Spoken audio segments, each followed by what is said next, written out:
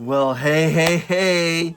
Pastor Roberto Bruno here, pastor of the Central Apostolic Church, coming to you on the last Friday of 2024. Lord, have mercy. We have made it, and God is good to us. Yes? Can you believe it? On the brink of 2025. I mean, that has a better ring than 2024, right? 2025. Lord have mercy. And I'm sure that we have so much that we could look back on and be proud and be relieved or be encouraged, maybe even a good riddance. Nevertheless, we made it, and you should give yourself a pat on the back. You made it. Just about to 2025, you know. Personally, this is one of the best times of year for me. I love the new year. I just do. I like the idea of the change, you know, just a new year coming. But what I really think, what I like about the new year is the potential that it has, right? Like, always I wonder, what's God gonna do this year? You know, what am I gonna accomplish? Will I break free from something?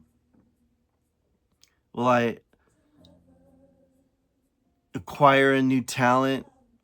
I don't know. I just really love the new year and what it has. And sometimes we could look back and maybe reflect on, you know, and be discouraged by things, or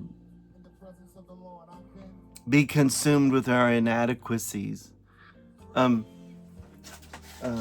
devotion that I share a lot of times from Henry Nouwen, I've done it throughout the year, and this is what he says about this time of year.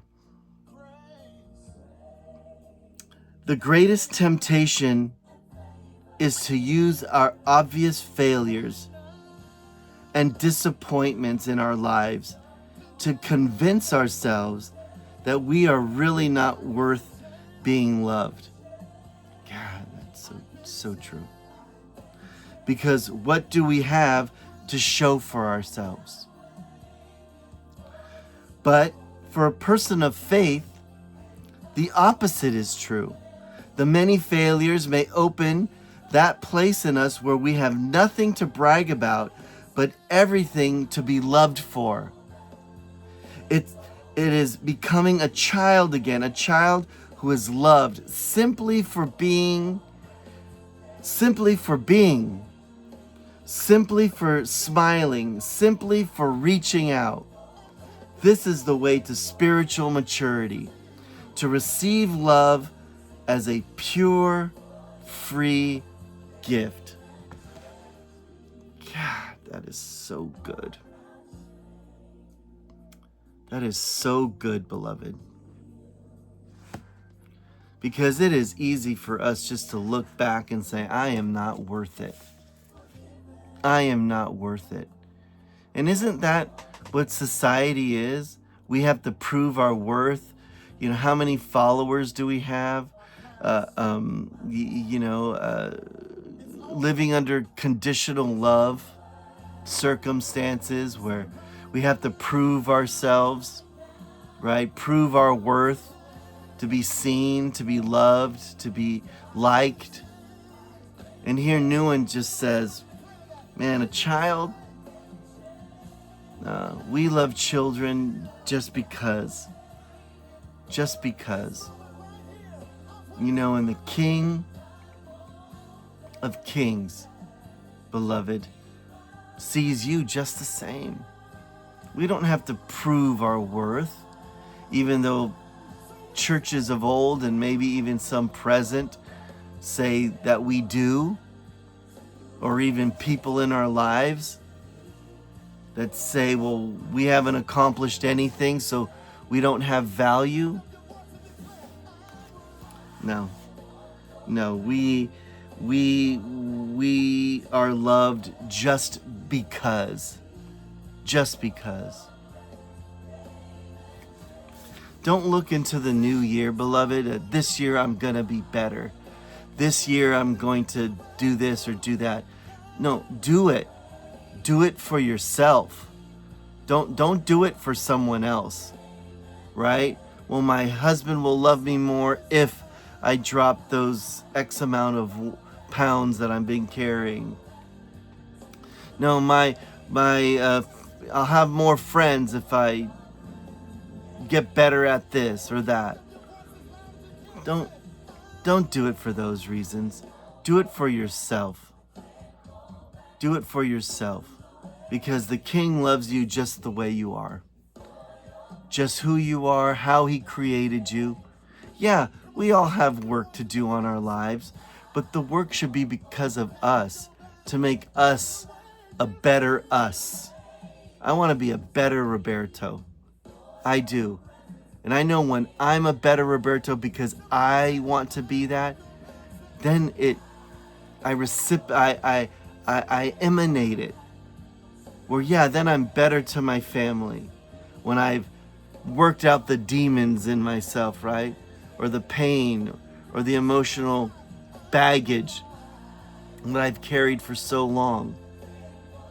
But as I better myself, allow God to saturate me, maybe get professional help with a therapist, read lots of books, exercise, do the things that I love, that makes us better people.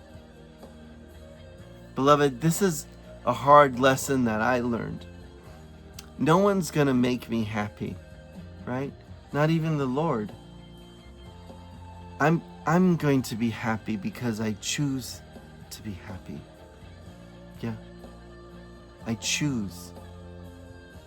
And so we could project a lot of things on others. Well, if my children were here, I would be happy.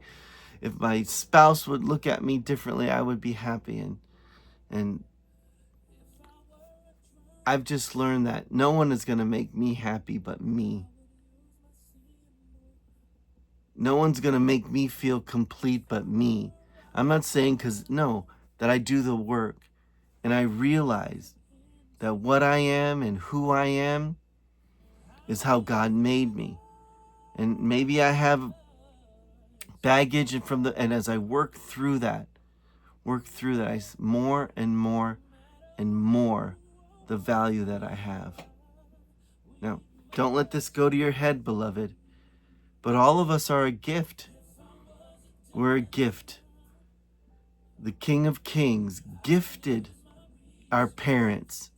If we had both of our parents, or if we grew up in a single home, we have two parents. And we were a gift to them. Now, if they mistreated us, or they weren't good to us, or they just had their own issues they had to work out, it doesn't deviate from the fact that we were gifted. We were gifted to someone. And that's how we should live. Not in an arrogant way, but just in the idea that I'm a gift, and what's the purpose? What's my purpose? Serve the Lord, to do good to others, to be good to myself. Only the Lord could tell you and show you.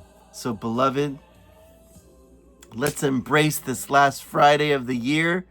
And as we just a few days from 2025, and let's hit the ground running in 2025. I'm excited about what God's going to do in 2025 in my personal life, in my church, as we ramp up for some different things. And I have some new leaders and some old leaders.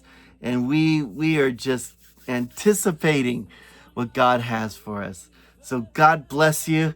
God bless you. And let's see what 2025 has and what the Lord has prepared for us. God bless you.